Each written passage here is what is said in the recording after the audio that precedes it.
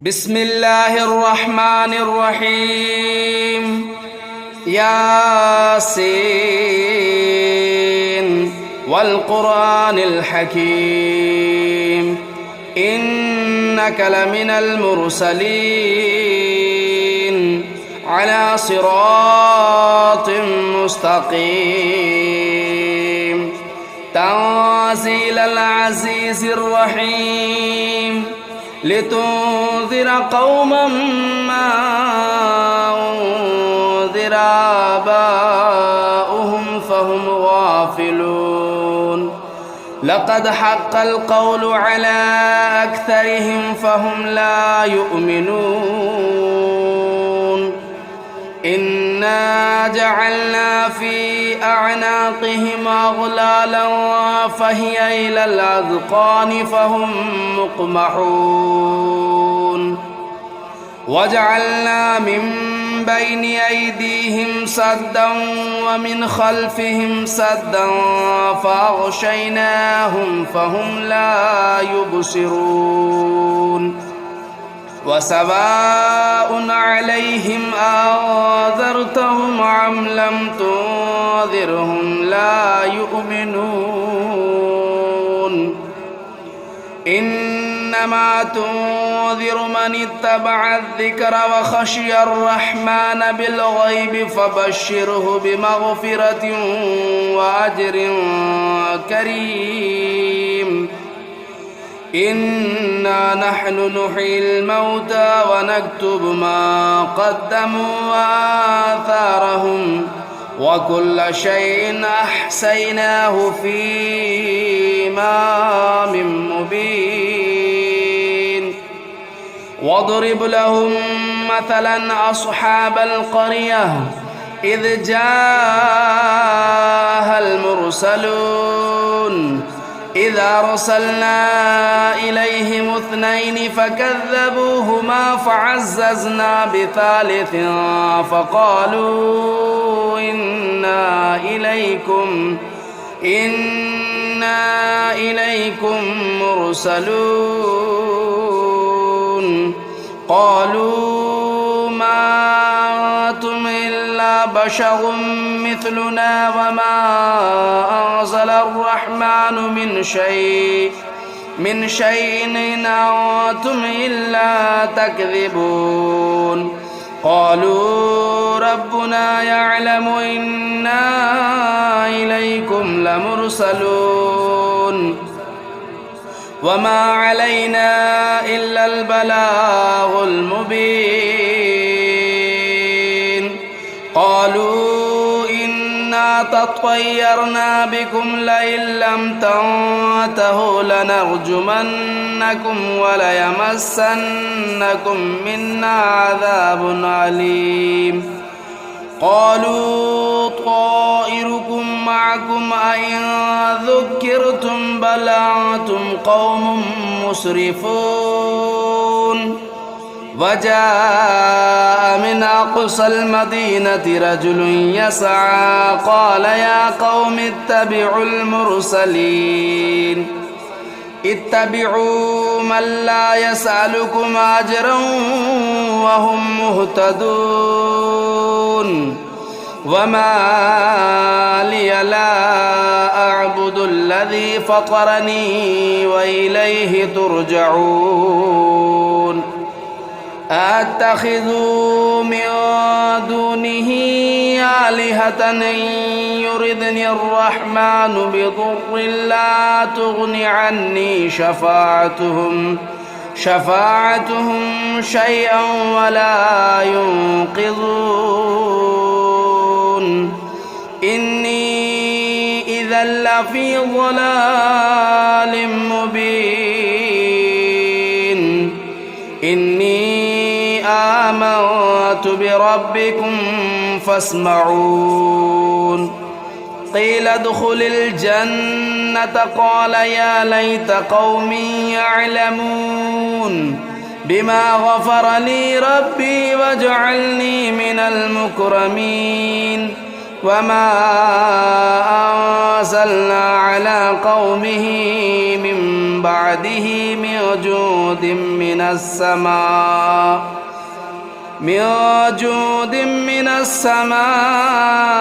وما كنا منزلين إن كانت إلا صيحة واحدة فإذا هم خامدون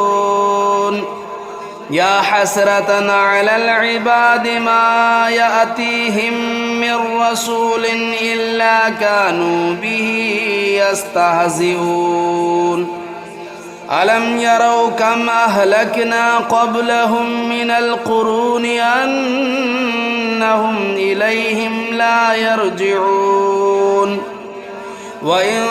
كل لما جميع لدينا محضرون وآية لهم الأرض الميتة أحييناها وأخرجنا منها حبا فمنه يأكلون وجعلنا فيها جنات من نخيل وأعناب وفجرنا فيها من العيون ليأكلوا من ثمره وما عملته أيديهم أفلا يشكرون سبحان الذي خلق الأزواج كلها مما تنبت الأرض ومن أنفسهم ومما لا يعلمون وآية لهم الليل نسلخ منه النهار فإذا هم مظلمون والشمس تجري لمستقر لها ذلك تقدير العزيز العليم والقمر قدرناه منازل حتى عاد كالعرجون القديم لا الشمس ينبغي لها أن تدرك القمر ولا الليل سابق النهار وكل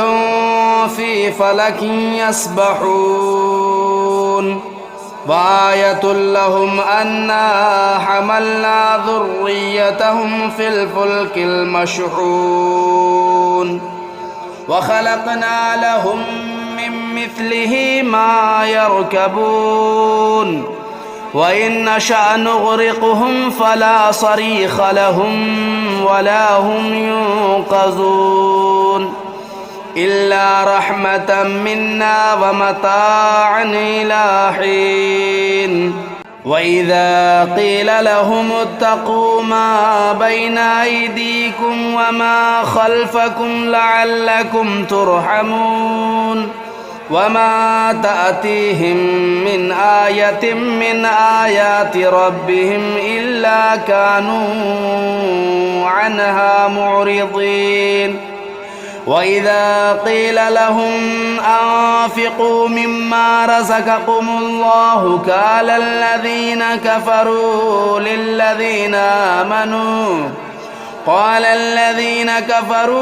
للذين آمنوا أنطعم من لو يشاء الله أطعمه إن أنتم إلا في ضلال مبين ويقولون متى هذا الوعد إن كنتم صادقين ما ينظرون إلا صيحة واحدة تأخذهم وهم يخصمون فلا يستطيعون توصية ولا إلى أهلهم يرجعون ونفخ في الصور فإذا هم من الأجداث إلى ربهم ينسلون قالوا يا ويلنا من بعثنا من مرقدنا هذا ما وعد الرحمن وصدق المرسلون إن كانت إلا صيحة واحدة فإذا هم جميع لدينا محضرون قالوا يا ويلنا من بعثنا من مرقدنا هذا ما وعد الرحمن وصدق المرسلون إن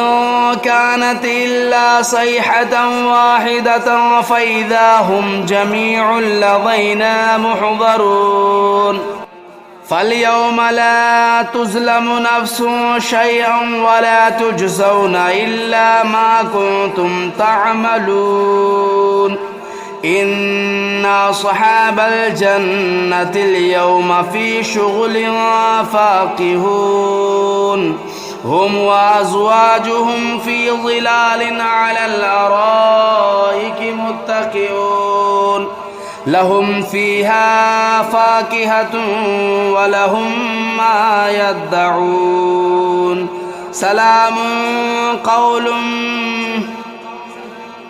سلام قولا من رب رحيم وامتازوا اليوم أيها المجرمون ألم أعهد إليكم يا بني آدم ألا تعبدوا الشيطان إنه لكم عدو مبين وأن اعبدوني هذا صراط مستقيم ولقد أضل منكم جبلا كثيرا أفلم تكونوا تعقلون هذه جهنم التي كنتم توعدون اصلوها اليوم بما كنتم تكفرون اليوم نختم على أفواههم وتكلمنا أيديهم وتشهد أرجلهم بما كانوا يكسبون ولو نشاء لطمسنا على أعينهم فاستبقوا الصراط فأنى يبصرون ولو نشاء لمسخناهم على مكانتهم فما استطاعوا مضيا ولا يرجعون ومن نعمره ننكسه في الخلق أفلا يعقلون وما علمناه الشعر وما ينبغي له إن هو إلا ذكر وقرآن مبين لينذر من كان حيا ويحق القول على الكافرين أولم يروا أنا خلقنا لهم مما عملت أيدينا أنعاما فهم لا مالكون وذللناها لهم فمنها ركوبهم ومنها يأكلون ولهم فيها منافع ومشارب أفلا يشكرون واتخذوا من دون الله آلهة لعلهم ينصرون لا يستطيعون نصرهم وهم لهم جند محضرون فلا يحزنك قولهم إنا نعلم ما يسرون وما يعلنون أولم ير الإنسان أنا خلقناه من نطفة فإذا هو خصيم مبين وضرب لنا مثلا ونسي خلقه قال من يحيي العظام وهي رميم قل يحييها الذي أنشأها أول مرة وهو بكل خلق عليم الذي جعل لكم من الشجر الأخضر نارا فإذا أنتم منه توقدون أوليس الذي خلق السماوات والأرض بقادر على أن يخلق مثلهم بلى وهو الخلاق العليم إنما أمره إذا أراد شيئا أن يقول له كن فيكون فسبحان الذي بيده ملكوت كل شيء وإليه ترجعون. بسم الله الرحمن الرحيم. الرحمن علم القرآن خلق الإنسان علمه البيان. الشمس والقمر بحسبان والنجم والشجر يسجدان والسماء رفعها ووضع الميزان ألا تطغوا في الميزان وأقيموا الوزن بالقسط ولا تخسروا الميزان والأرض وضعها للأنام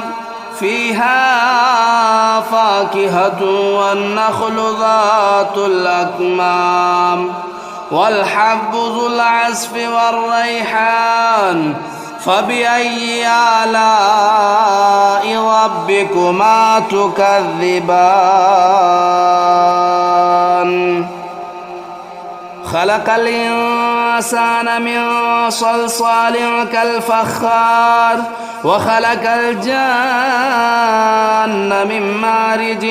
من نار فبأي آلاء ربكما تكذبان. رب المشرقين ورب المغربين فبأي آلاء ربكما تكذبان. مرج البحرين يلتقيان بينهما برزخ لا يبغيان فبأي آلاء ربكما تكذبان. يخرج منهما اللؤلؤ والمرجان فبأي آلاء ربكما تكذبان. وله الجوار المنشآت في البحر كالأعلام فبأي آلاء ربكما تكذبان. كل من عليها فان ويبقى وجه ربك ذو الجلال والإكرام فبأي آلاء ربكما تكذبان. يسأله من في السماوات والأرض كل يوم هو في شأن فبأي آلاء ربكما تكذبان. سنفرغ لكم أيها الثقلان فبأي آلاء ربكما تكذبان. يا معشر الجن والإنس إن استطعتم أن تنفذوا من أقطار السماوات والأرض فانفذوا لا تنفذون إلا بسلطان فبأي آلاء ربكما تكذبان. يرسل عليكما شواظ من نار ونحاس فلا تنتصران فبأي آلاء ربكما تكذبان.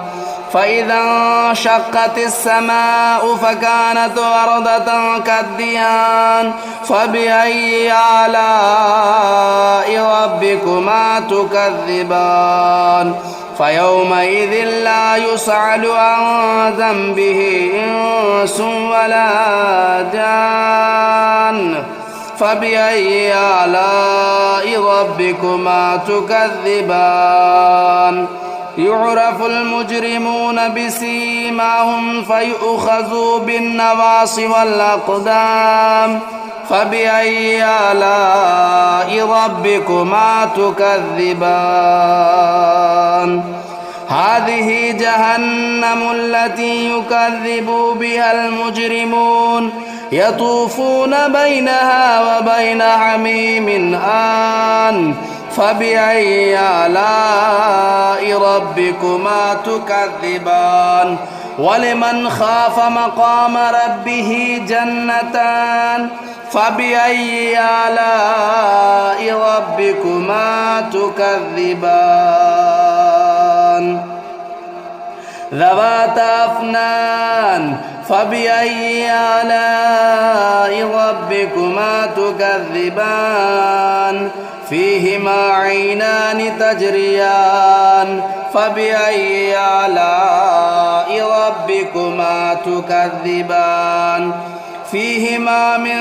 كل فاكهة زوجان فبأي آلاء ربكما تكذبان متكئين على فرش بطائنها من استبرق وجنى الجنتين دان فبأي آلاء ربكما تكذبان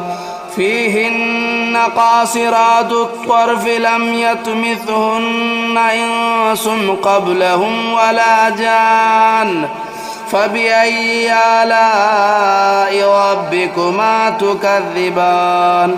كأنهن الياقوت والمرجان فبأي آلاء ربكما تكذبان هل جزاء الإحسان إلا الإحسان فبأي آلاء ربكما تكذبان ومن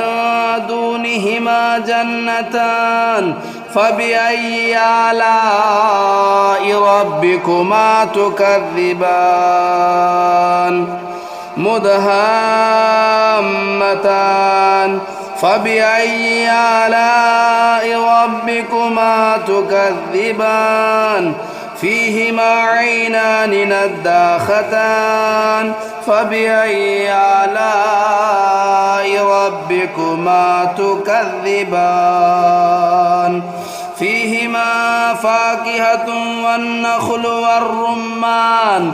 فبأي آلاء ربكما تكذبان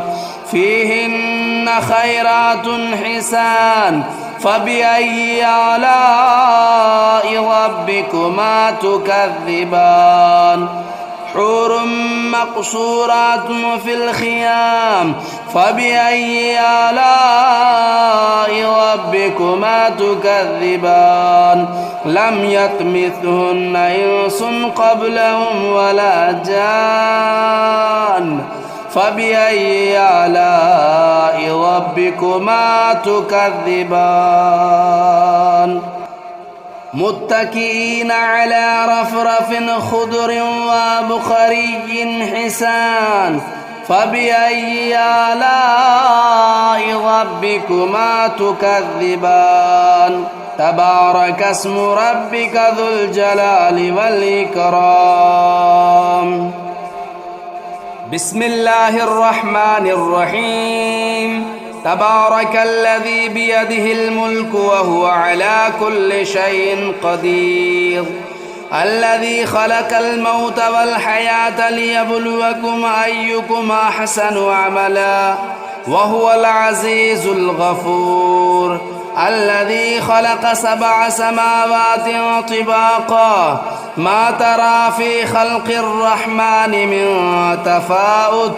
فارجع البصر هل ترى من فطور ثم ارجع البصر كرتين ينقلب إليك البصر خاسئا وهو حسير ولقد زينا السماء الدنيا بمصابيح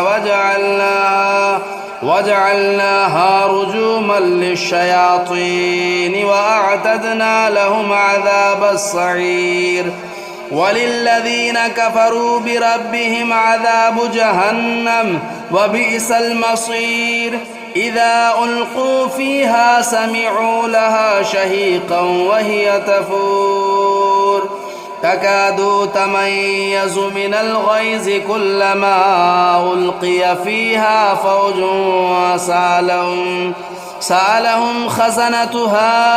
ألم يأتكم نذير قالوا بلى قد جاءنا نذير فكذبنا وقلنا ما نزل الله من شيء إن أنتم إلا في ضلال كبير وقالوا لو كنا نسمع أو نعقل ما كنا في أصحاب السعير فاعترفوا بذنبهم فسحقا لأصحاب السعير إن الذين يخشون ربهم بالغيب لهم مغفرة وأجر كبير وأسروا قولكم أو اجهروا به إنه عليم بذات الصدور ألا يعلم من خلق وهو اللطيف الخبير هو الذي جعل لكم الأرض ذلولا فامشوا في مناكبها وكلوا من رزقه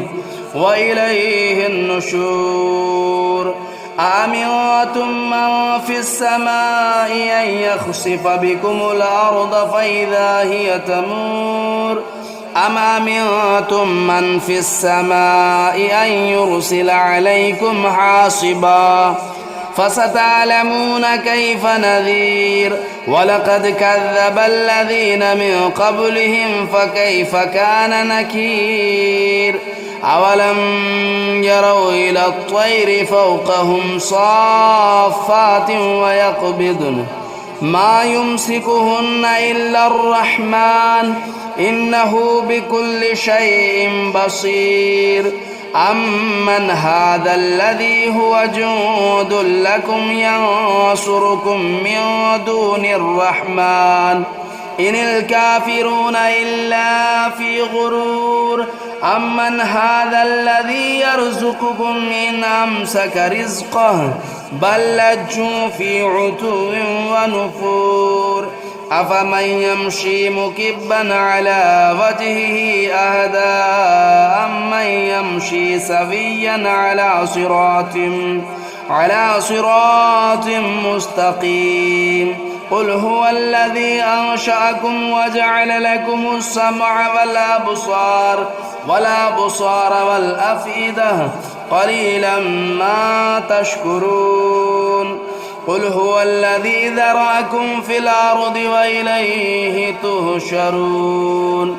ويقولون متى هذا الوعد إن كنتم صادقين قل إنما العلم عند الله وإنما أنا نذير مبين فلما رأوه زلفة سيئت وجوه الذين كفروا وقيل هذا الذي كنتم به تدعون قل أرأيتم إن أهلكني الله ومن معي أو رحمنا فمن يجير الكافرين من عذاب أليم قل هو الرحمن آمنا به وعليه توكلنا فستعلمون من هو في ضلال مبين قل أرأيتم إن أصبح ماؤكم غورا فمن يأتيكم بماء معين